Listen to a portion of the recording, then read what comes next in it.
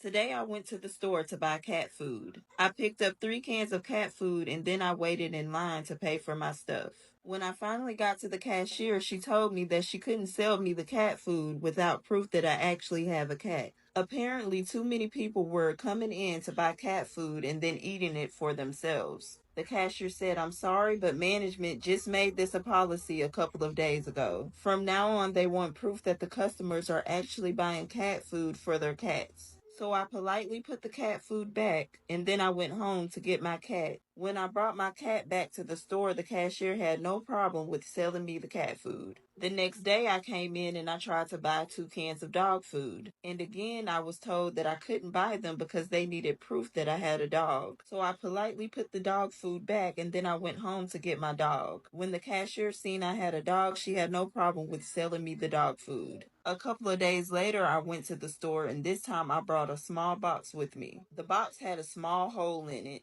I handed the box to the cashier and then I told her to stick her finger inside the hole. At first, she didn't want to do it because she thought I had a snake in there. I promised her that there was no snake inside the box. So the cashier proceeded to put her finger inside the hole. She said it feels warm and soft. What is it? After she took her finger out the box, she noticed that there was a brown stain on her finger. She looked at me and she said, "This looks like poop."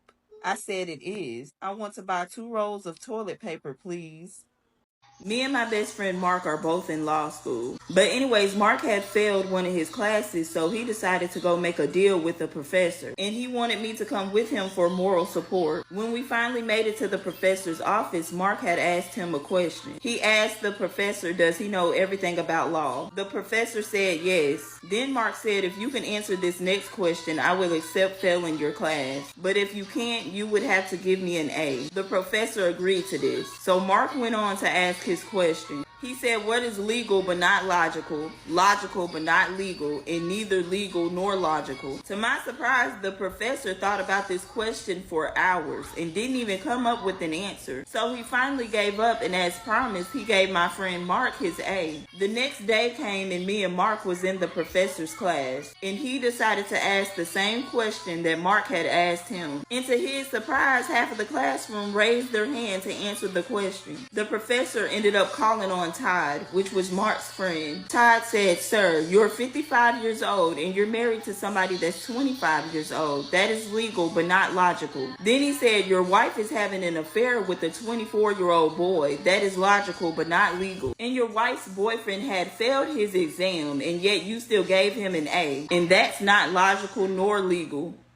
I decided to take my husband Mark to the strip club for his birthday. As soon as we got to the strip club, the security guard greeted my husband. He said, "What's up, Mark?" Me looking confused, I asked my husband if he'd been to this strip club before. My husband looked me in the face and he told me he hadn't been to this club before. I said, "Well, how do you know the security guard?" He said, "Oh, I met that guy when I went to play golf with my friends that day." I was like, okay, and I let it go. Once we are seated, a waitress asks my husband, does he want his usual? And then she brings over a beer. I started to feel very uncomfortable. And then I asked my husband, how does the waitress know that he likes beer? He said that day he went to play golf with his friends, she was with the security guard. And when they took a break to go eat, he was the only one that ordered beer. I started to believe him and then I tried to enjoy myself. So I called over a stripper to our table. When she makes it to our table, she threw her arms around my husband and gave him a big hug. She said, "Hey, Mark, you want your usual table dance?" At that point, I was just very upset, so I grabbed my purse and I walked out the club. My husband starts chasing me, and once he got outside, he seen me getting into a cab.